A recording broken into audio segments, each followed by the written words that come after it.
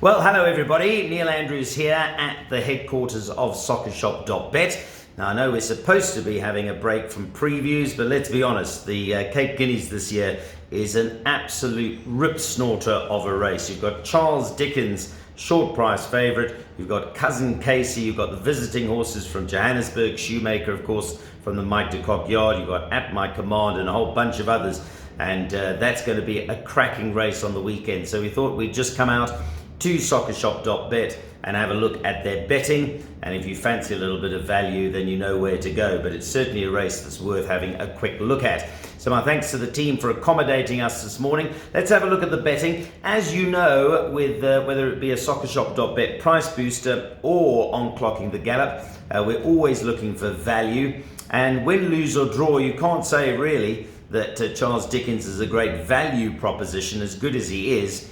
And on that subject, I was talking to Eric here at soccershop.bet. Both of us were pretty convinced he was a good horse, top draw horse in fact, until his last start, where we probably all had to revise just how good he is. I thought that last performance was absolutely terrific, giving weight, a lot of weight, to some hard-knocking campaigners, older horses. And that was sensational. Arguably, and I've mentioned it already, arguably the best performance I've seen since Horse Chestnut. So exciting times. But the bottom line is, from a punting point of view, he has eased a little bit in the market. He was 5 to 10 opening price. He's now just about 6.5 to 10. 0.63 is the price at soccershop.bet. Cousin Casey, well, he's done nothing wrong. And equally with him, his last victory was super impressive.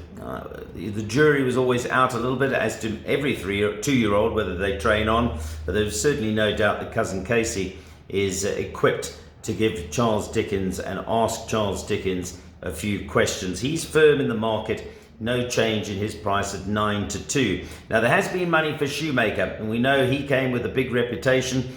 If you watch us regularly on Clock in the Gallop and on soccershop.bet price boosters, I made Union Square, who beat him last time, our best bet on Dingon's day. He didn't let us down, but Shoemaker was certainly doing some low flying and was just behind him. Might be that the track and trip suits Shoemaker down in the Western Cape, and there has been money for him. Bernard Fadeher has picked up the ride on number 7 Shoemaker, and that's been supported from 14 to 1 into 10 to 1. So Anfield's Rocket is the other horse, of course, which is interesting because Anfield's Rocket beat the Union Squares and Shoemakers of this world, and then of course didn't run in the Dingons. I've mentioned this before on Clock in the Gallop. You've now got somewhat of an anomaly, because here's a horse, Anfield's Rocket, who beat Shoemaker and Union Square, and now, because of the Dingons' merit ratings, is actually handicapped inferior on merit rating to the two horses that he conquered. He's firm at 14 to 1. Union Square at 14 to 1 is pretty firm. At My Command open 16 to 1's gone out to 20 to 1. The good news, if you're an At the Command fan, At My Command fan, is that he's drawn 1, so he's going to bounce and go. Whether he'll get to the front, because there could be some pace in the race. Horses like Camford Lights, Famous and Rich, they might go off handy. I was talking to Jay August on a WhatsApp group this morning, and suggesting that's maybe where the pace might come from Camford Lights and Famous and Rich. And if that is the case and they go a decent clip, then At My Command will be able to just sit in the box seat just behind them and probably get the run of the race. So I know, again, that group has a number of good seasoned pros on it, and there is a thought that there is some value in At My Command at 20 to 1, which is effectively, I think, 14 to 10 for a place. Right, after that we've got Dave the King, Gary Player's horse, and Dave King's horse, 25 to 1 in the betting market. He's eased out to 33 to 1. Le Morne likewise 25 to 1, 33 to 1. You're now looking at horses who, from what we've seen of exposed form, will have to find a few lengths to take on the likes of Charles Dickens, Cousin Casey, Shoemaker, Union Square and Anfield's Rocket, and At My Command. But stranger things have happened, that none of those are particularly well drawn. Port Louis is well drawn. He's drawn at 2, opened up 14 to 1, but friendless in the market out to 33 to 1.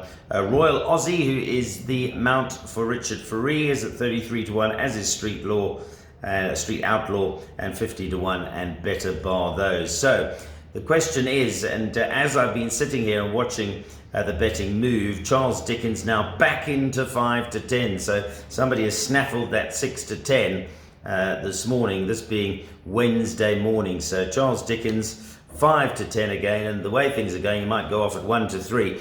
When was the last time you saw a horse that short in the Cape Guineas? Maybe back in the time of Horse Chestnut, but certainly thrilling racing. My observations on the race, it's never an easy race to win, never has been. When it was the old Richelieu Guineas at Milnerton, had its own difficulty, of course, particularly if the wind would blow. And the Kenilworth track, you have to crack a decent draw, that certainly helps.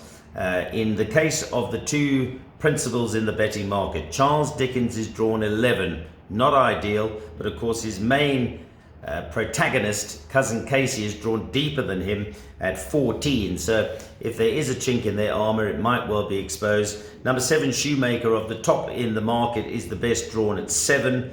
And as I say, there has been money for him from 14 to 1 into 10 to 1. Anfield's Rocket, Union Square. Well, I can't leave Union Square completely friendless in the market because I labelled him a good thing last time. So it'd be ridiculous for me to suddenly go away from him. So I think he will be a runner, particularly from a 4 draw. But in summing up, it's going to be an unbelievable race, part of this wonderful Cape racing season that we're looking forward to. I had the great pleasure of being on course at the Cape Merchants Day, which of course was won by Lady Laidlaw's Gimme a Prince for Dean Canterbury and Keegan DeMello. So let's see if we can get another favourite home in the Guineas on Saturday. That will be Charles Dickens. I'm never the type of guy to chase 5 to 10, to be honest, but equally in this situation, if I'm right and this horse is the best I've seen since Horse Chestnut, he will win. Whether you can take 5 to 10, that's not my style, but I'll probably be bankering him in exotics on the day, whether they be jackpots or pick sixes. So that's my take on it. I think Charles Dickens is a wonderful prospect, so exciting. I hope he gets a good passage in running, as I hope Cousin Casey does as well.